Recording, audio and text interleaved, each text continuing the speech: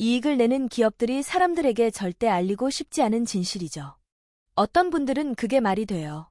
비타민C가 그렇게 중요한 영양소라면 왜 의사들이 적극적으로 권하지 않나요? 라고 반문하실 수도 있습니다. 그건 바로 제약회사와 병원이 말하지 않는 불편한 진실 때문입니다. 저는 노인내과에서 58년 넘게 환자들을 만나온 전문의입니다. 지금까지 수만 명의 환자를 치료해왔고 그 과정에서 깨달은 가장 중요한 사실은 바로 약이 아닌 영양소의 중요성이었습니다. 제 가족은 물론 저 역시도 매일 실천하고 있는 방법입니다. 단돈 몇 천 원 이미 집에 있을지도 모르는 비타민C 한 통으로 여러분의 건강을 바꿀 수 있다면 오늘부터 시작해 보시겠습니까? 60년 전 위험 진단을 받고 몇 달을 고생했던 일이 있습니다. 약도 듣지 않고 입맛도 없고 그렇게 고생 끝에 내 몸을 지키는 기본이 무엇인지 고민하게 되었죠. 그때 처음 만난 게 비타민C였습니다. 그 시절엔 다들 종합 비타민 하나면 충분하다고들 했지만 저는 아니었습니다. 90세 노인내과 전문의 유상진입니다. 58년간 진료실을 지켜오며 수많은 환자들을 만나왔고 지금도 일주일에 3일은 어르신들을 진료하고 있습니다. 특히 최근에는 제 자신의 건강 회복 경험을 바탕으로 60대에서 80대 어르신들께 실천 가능한 건강 이야기를 전달하는 유튜브 콘텐츠를 만들고 있습니다. 오늘은 많은 분들이 착각하고 있는 비타민C 복용법에 대해 말씀드리려 합니다. 특히 위장장애 나간 건강 걱정 때문에 비타민C를 멀리 하셨던 분들이라면 꼭 끝까지 보시길 바랍니다.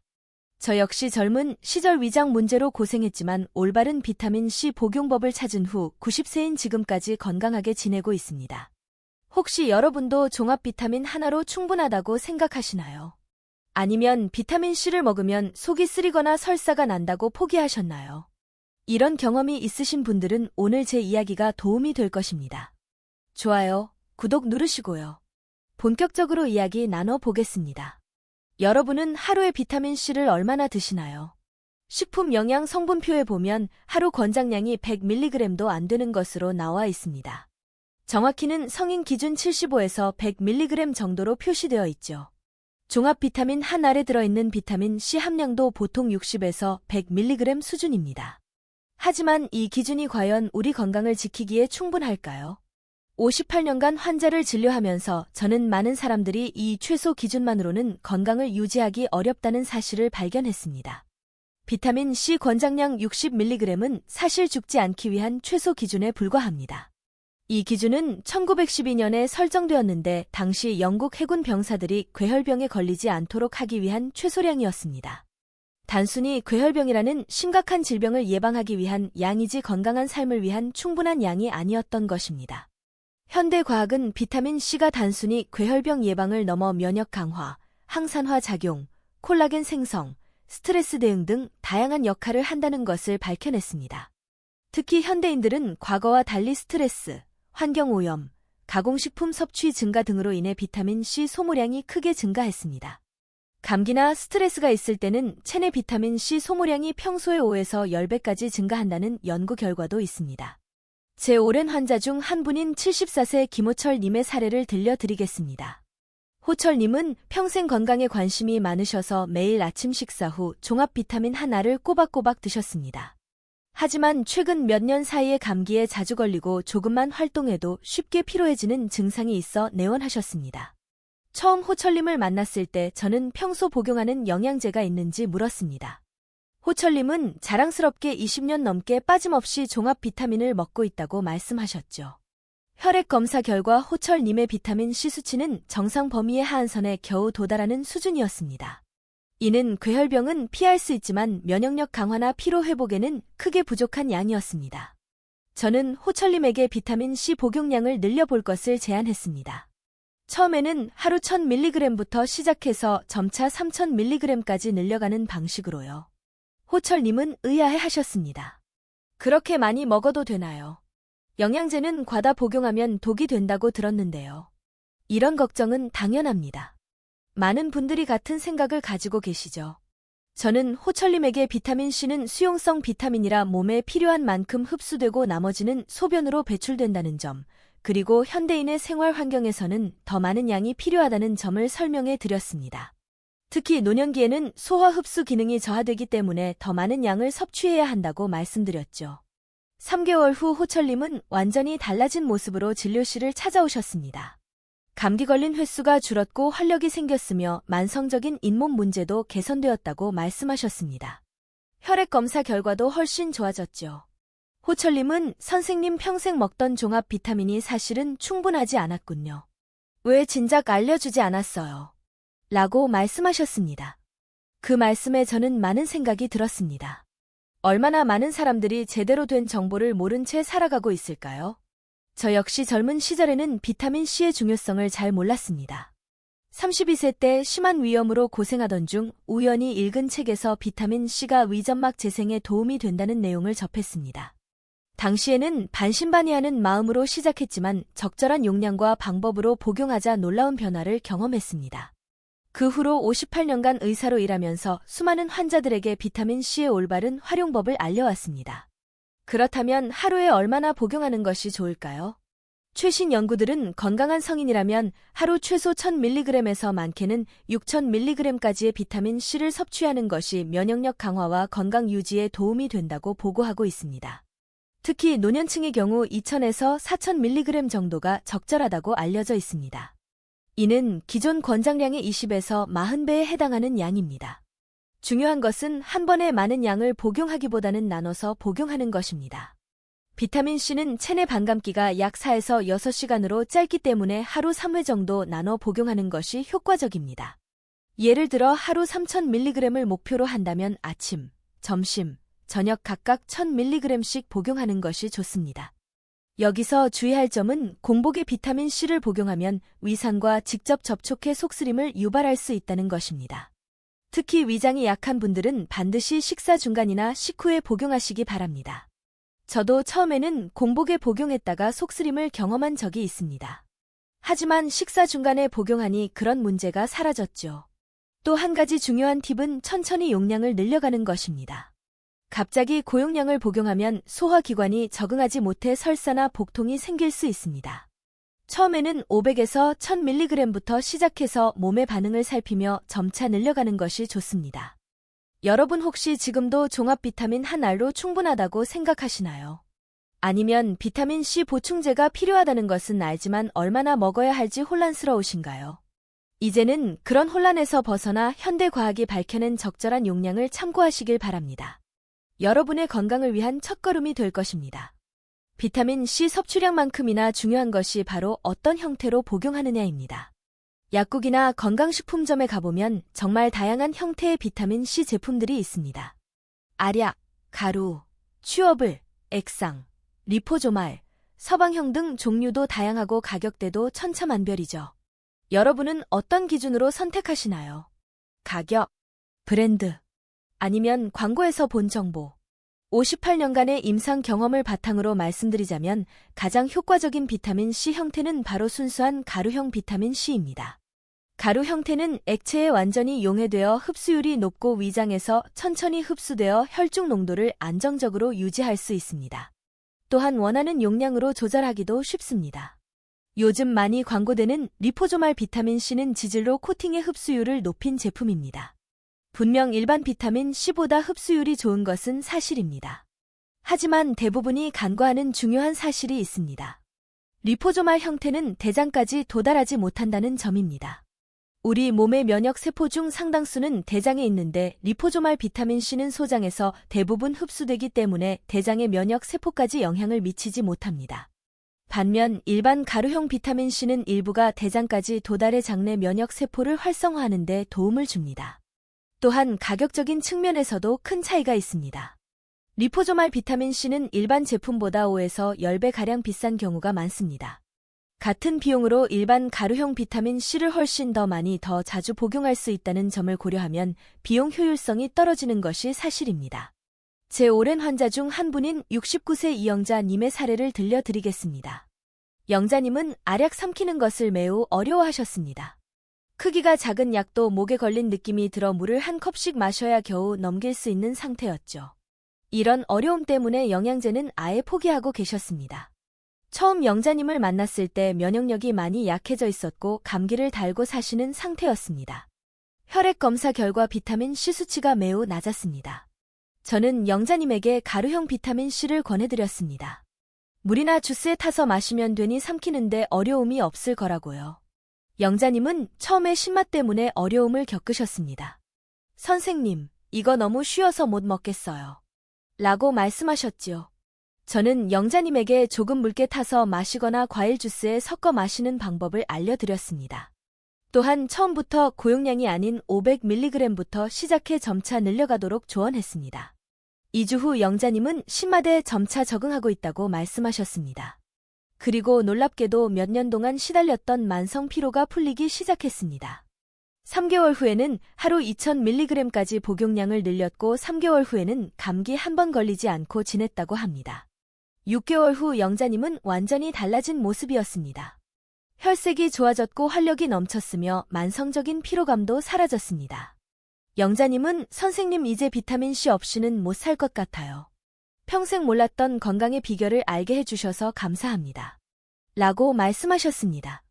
이처럼 가루형 비타민C는 삼키기 어려워하는 분들에게 특히 좋은 대안이 될 수 있습니다. 또한 용량 조절이 쉽고 흡수율도 높은 편입니다. 다만 신맛이 강하기 때문에 처음에는 적응이 필요할 수 있습니다. 하지만 대부분의 사람들은 시간이 지나면 충분히 적응할 수 있습니다. 저도 젊은 시절에는 알약 형태의 비타민C를 복용했습니다. 하지만 50대 중반부터는 가루형으로 전환했습니다.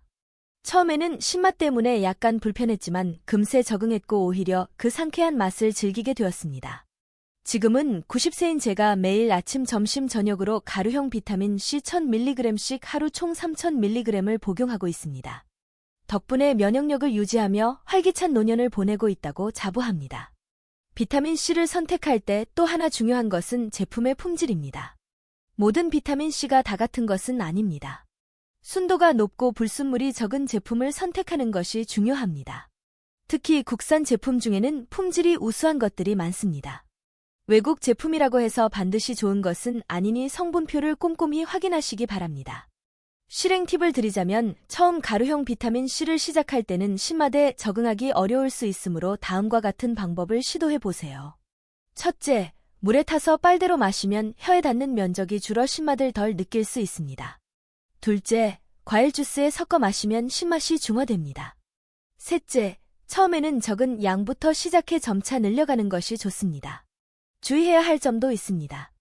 최근에는 로즈힙, 아세로라 같은 천연 성분이 함유된 비타민C 제품들이 인기를 끌고 있습니다. 이런 제품들은 분명 좋은 면이 있지만 일부 성분이 장, 운동을 촉진해 변비가 있는 분들에게는 도움이 될 수 있으나 설사 경향이 있는 분들에게는 증상을 악화시킬 수 있습니다. 자신의 체질에 맞는 제품을 선택하는 것이 중요합니다. 또한 리포조말 비타민C를 선택한다면 하루 한 번만 복용하고 나머지는 일반 비타민C로 보충하는 방식을 추천합니다. 이렇게 하면 빠른 흡수와 장내 면역 활성화 두 가지 효과를 모두 얻을 수 있습니다. 여러분, 혹시 지금도 어떤 비타민C를 선택해야 할지 고민 중이신가요? 또는 알약 삼키기가 힘들어 영양제를 포기하고 계신가요? 이제는 가루형 비타민C를 고려해 보시길 바랍니다. 그리고 무엇보다 중요한 것은 꾸준함입니다. 비타민C는 하루 이틀 복용해서 효과를 보는 것이 아니라 지속적으로 복용했을 때 진정한 가치를 발휘합니다. 많은 분들이 비타민C를 고용량으로 복용하는 것에 대해 걱정하십니다. 너무 많이 먹으면 안 좋지 않을까? 설사를 한다던데. 신장 결석이 생긴다는 이야기도 들었는데. 이런 우려들은 이해할 만합니다. 하지만 과학적 사실과 임상 경험을 바탕으로 말씀드리자면 대부분의 이런 걱정은 필요 이상인 경우가 많습니다. 비타민C와 관련된 가장 흔한 오해 중 하나는 과다 복용에 대한 것입니다. 실제로 대부분의 부작용은 과다 복용 때문이 아니라 급격한 증가 때문에 발생합니다. 즉 평소 500mg을 복용하다가 갑자기 5000mg을 복용하면 몸이 적응하지 못해 불편함이 생길 수 있습니다. 하지만 천천히 용량을 늘려간다면 대부분의 사람들은 고용량 비타민C에도 잘 적응할 수 있습니다. 비타민C 복용 시 가장 흔히 보고되는 부작용은 설사입니다. 이는 삼투압 문제로 발생하는데 흡수되지 못한 비타민C가 대장으로 들어가 물을 끌어당겨 설사를 유발하는 것입니다. 하지만 이것은 독성 반응이 아니라 단순히 신체의 흡수 능력을 초과했다는 신호일 뿐입니다. 설사가 나타나면 용량을 줄이거나 더 자주 나눠서 복용하면 대부분 해결됩니다. 제 오랜 환자 중 한 분인 72세 최병도 님의 사례를 들려드리겠습니다. 병도님은 평소 면역력이 약해 자주 감기에 걸리셨습니다. 비타민C가 면역력 강화에 도움이 된다는 이야기를 듣고 하루에 6000mg을 한 번에 복용하기 시작했습니다. 그런데 이틀 후부터 심한 설사와 복통이 시작되었고 이로 인해 비타민C 복용을 완전히 중단하셨습니다. 병도님이 처음 저를 찾아왔을 때 비타민C에 알레르기가 있는 것 같다고 말씀하셨습니다. 저는 병도님에게 비타민C가 문제가 아니라 복용 방법에 문제가 있었다고 설명해 드렸습니다. 비타민C는 한 번에 너무 많은 양을 복용하면 몸이 모두 흡수하지 못하고 흡수되지 못한 양이 장으로 들어가 삼투압 작용으로 설사를 유발할 수 있다고요. 저는 병도님에게 처음에는 하루 1000mg부터 시작해 조금씩 늘려가는 방법을 제안했습니다. 그리고 한 번에 많은 양을 복용하기보다는 하루 3번으로 나눠 복용하도록 조언했습니다. 병도님은 처음에는 의심스러워하셨지만 제 말대로 해보기로 하셨습니다. 첫 주에는 하루 3번 각각 300mg씩 총 900mg을 복용하셨습니다. 아무런 불편함이 없었습니다. 다음 주에는 각각 500mg씩 총 1500mg으로 늘렸고 그 다음 주에는 각각 1000mg씩 총 3000mg까지 늘렸습니다. 점진적으로 용량을 늘리니 설사나 복통 같은 부작용은 전혀 나타나지 않았습니다. 2개월 후 병도님은 하루 총 6000mg의 비타민C를 아침, 점심, 저녁으로 나눠 복용하고 계셨습니다. 그리고 놀랍게도 몇 년 만에 처음으로 겨울을 감기 없이 지내셨다고 합니다. 병도님은 선생님 제가 비타민C를 몸에 맞지 않는다고 포기했었는데 복용 방법을 바꾸니 정말 효과를 보네요. 이런 방법을 진작 알았더라면 좋았을 텐데요. 라고 말씀하셨습니다. 이처럼 많은 분들이 비타민C 복용 초기에 경험하는 불편함 때문에 완전히 포기하는 경우가 많습니다. 하지만 대부분의 경우 복용 방법을 조정하면 쉽게 해결될 수 있는 문제입니다.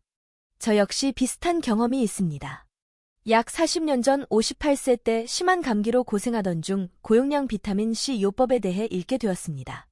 당시 저는 하루 1만 mg라는 매우 높은 용량을 시도했는데 심한 설사와 복통을 경험했습니다. 의사로서의 지식을 바탕으로 이것이 독성 반응이 아니라 흡수 한계를 초과했기 때문이라는 것을 알았지만 그래도 불편했습니다. 그래서 저는 용량을 줄여 2000mg부터 다시 시작했고 점차 늘려가는 방식을 택했습니다. 또한 하루 2번이 아닌 3번으로 나눠 복용했죠. 이렇게 하니 설사 같은 부작용 없이 고용량 비타민C의 이점을 누릴 수 있었습니다. 지금도 저는 감기 초기 증상이 보이면 비타민C 용량을 일시적으로 늘려 6000에서 9000mg까지 복용하곤 합니다. 물론 이것도 아침, 점심, 저녁 취침 전으로 나눠서요. 이런 경험을 바탕으로 몇 가지 실행 팁을 드리자면 첫째, 처음 비타민C를 시작할 때는 낮은 용량인 500에서 1000mg부터 시작해 점차 늘려가는 것이 좋습니다. 둘째, 하루에 여러 번 나눠 복용하면 흡수율도 높아지고 부작용도 줄일 수 있습니다. 셋째, 식사와 함께 복용하면 위장 불편함을 줄일 수 있습니다. 여기서 주의할 점은 설사나 복통이 있다고 해서 비타민C를 포기하는 것은 현명하지 않다는 것입니다. 이런 증상은 복용량이나 방법을 조절하면 대부분 해결됩니다. 또한 개인마다 비타민C 흡수 능력의 차이가 있기 때문에 자신에게 맞는 용량을 찾는 과정이 필요할 수 있습니다. 또 하나 흔한 우려는 비타민C와 신장 결석의 관계입니다. 일부 연구에서 고용량 비타민C가 옥살산 생성을 증가시켜 신장 결석 위험을 높일 수 있다는 보고가 있었습니다. 하지만 최근의 대규모 연구들은 이런 우려가 과장되었음을 보여줍니다. 실제로 비타민C는 산성이지만 체내에서는 오히려 알칼리화를 촉진해 일부 유형의 신장 결석 위험을 줄일 수 있다는 연구 결과도 있습니다.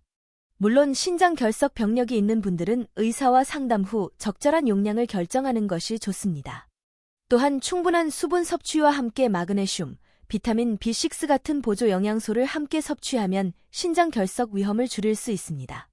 여러분 혹시 비타민C를 복용하다가 불편함 때문에 중단하신 적이 있으신가요? 또는 부작용에 대한 걱정 때문에 아예 시도조차 않고 계신가요? 이제는 올바른 방법으로 시작해 보시기 바랍니다. 처음에는 적은 양부터 그리고 천천히 늘려가며 자신의 몸에 맞는 용량을 찾아가는 과정이 중요합니다. 이것이 비타민C의 진정한 이점을 경험하는 지름길입니다. 많은 분들이 비타민C가 간에 부담을 줄 수 있다고 걱정하십니다. 특히 간염이나 간경화 같은 질환이 있는 분들 중에는 영양제 자체를 피하는 경우가 많습니다. 하지만 놀랍게도 비타민C는 간 질환 환자에게 오히려 도움이 될 수 있는 영양소입니다. 58년간의 임상 경험을 통해 저는 비타민C가 간 기능 회복, 항바이러스 작용, 간경변 개선에 도움이 된다는 것을 수없이 확인해 왔습니다. 특히 간은 우리 몸에서 가장 많은 비타민C를 필요로 하는 장기 중 하나입니다. 간 손상이 있을 때는 오히려 더 많은 비타민C가 필요할 수 있습니다. 서울대학교 병원에서 진행된 한 연구에 따르면 말기 간경변 환자도 적절한 용량의 비타민C를 꾸준히 복용하면 수명 연장 및 간 기능 회복 효과를 볼 수 있다고 합니다. 비타민C는 강력한 항산화 작용을 통해 간세포를 보호하고 간 내 염증을 줄이며 간 조직의 재생을 돕습니다. 또한 간 해독 작용을 촉진해 체내 독소 제거에도 도움을 줍니다. 더욱 놀라운 것은 비타민C의 항바이러스 효과입니다. 특히 B형, C형 간염 바이러스에 대해 일정한 억제 효과가 있다는 연구 결과가 있습니다. 물론 비타민C만으로 간염을 완전히 치료할 수는 없지만 항바이러스 치료와 병행했을 때 더 나은 효과를 볼 수 있다는 보고가 있습니다. 제 오랜 환자 중 한 분인 76세 장일수 님의 사례를 들려드리겠습니다. 일수님은 약 5년 전 간경화 말기 진단을 받으셨습니다. 의사로부터 남은 시간이 6개월 이상 기대하기 어렵다는 절망적인 이야기를 들었죠. 간이식 대기자 명단에 이름을 올렸지만 나이가 많아 우선순위가 낮았습니다. 일수님이 처음 저를 찾아왔을 때 몸은 이미 황달로 노랗게 변해 있었고 복수로 배가 부어 있었으며 걷기조차 힘든 상태였습니다. 혈액 검사 결과는 더욱 심각했습니다. 간 효소 수치는 정상의 10배 이상, 빌리루빈은 5배 이상 높았습니다. 저는 일수님께 일반적인 간 질환 치료와 함께 비타민C 요법을 제안했습니다. 처음에는 1일 2000mg부터 시작해 점차 6000mg까지 늘려가는 방식이었습니다. 일수님과 가족들은 반신반의하는 눈치였지만 다른 선택지가 없었기에 시도해 보기로 했습니다. 놀랍게도 3개월 후 일수님의 상태가 조금씩 호전되기 시작했습니다. 황달이 줄어들었고 복수도 감소했으며 식욕도 돌아왔습니다. 6개월 후 혈액 검사 결과 간 효소 수치가 절반 이상 감소했습니다. 1년이 지났을 때는 거의 정상에 가까운 생활이 가능해졌고 간 수치도 안정적으로 유지되었습니다. 현재 일수님은 진단 후 5년이 지났지만 여전히 건강하게 지내고 계십니다. 물론 완전한 완치는 아니지만 의사들이 예상했던 6개월보다 훨씬 오래 높은 삶의 질로 생활하고 계신 것입니다. 일수님은 매번 진료 때마다 선생님 비타민C가 제 생명을 구했어요. 라고 말씀하십니다. 이런 사례가 물론 모든 간 질환 환자에게 적용되는 것은 아닙니다. 하지만 비타민C가 간에 해롭다는 통념과는 달리 오히려 간 기능 개선에 도움이 될 수 있다는 것을 보여주는 좋은 예입니다. 저 역시 30여 년 전 지방간 진단을 받은 적이 있습니다. 당시 의사들은 약물 치료와 식단 조절을 권했지만 저는 거기에 비타민C 고용량 요법을 추가했습니다. 하루 6000mg의 비타민C를 꾸준히 복용한 결과 6개월 만에 간 수치가 정상으로 돌아왔고 초음파 검사에서도 지방간 정도가 크게 감소했습니다. 그 후로 저는 비타민C를 간 건강의 필수 영양소로 여기고 있습니다. 간 질환이 있는 분들을 위한 실행 팁을 드리자면 첫째, 비타민C는 주사가 아닌 경구 복용이 더 안전하고 효과적입니다. 주사는 단기간에 높은 혈중 농도를 만들 수 있지만 지속 시간이 짧고 혈압 저하와 같은 부작용이 있을 수 있습니다. 반면 경구 복용은 천천히 흡수되어 보다 안정적인 효과를 기대할 수 있습니다. 둘째, 마그네슘과 비타민 B6를 함께 복용하면 비타민C의 효과를 높이고 간 기능 개선에도 도움이 됩니다. 또한 이런 조합은 비타민C 고용량 복용 시 우려되는 요로 결석 위험도 줄일 수 있습니다. 셋째, 간 질환이 있는 경우에는 특히 물을 충분히 마시는 것이 중요합니다. 하루 최소 2리터 이상의 물을 마시면 간의 해독 작용을 도울 뿐만 아니라 비타민C 대사 과정에서 생성될 수 있는 부산물 배출에도 도움이 됩니다. 주의할 점은 간 질환이 있는 경우에도 비타민C 용량을 갑자기 높이는 것은 피해야 한다는 것입니다. 처음에는 낮은 용량부터 시작해 점진적으로 늘려가는 것이 안전합니다. 또한 정기적인 간 기능 검사를 통해 상태를 모니터링하는 것도 중요합니다.